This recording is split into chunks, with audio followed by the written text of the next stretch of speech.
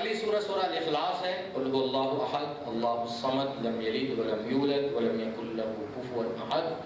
کفار نبی کریم صلی اللہ علیہ وسلم کے پاس آئے اور کہنے لگے کہ آپ بتائیے کہ آپ کے رب کی شناخت کیا ہے، وہ کس قوم سے ہے، اس کا نسب نامہ کیا ہے، اس کا تعارف کیا ہے۔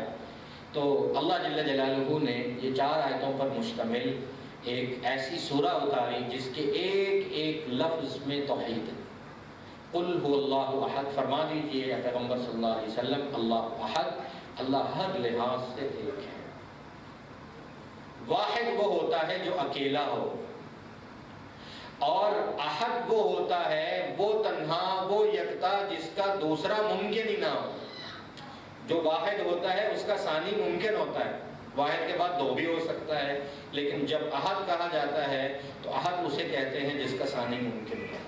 تو اللہ جل جلالہ وہ یکتا، وہ تنہا، وہ منفرد اور وہ احد ذات ہے، ہر لحاظ سے اللہ جل جلالہ کی ذات و صفات میں کوئی شریک نہیں۔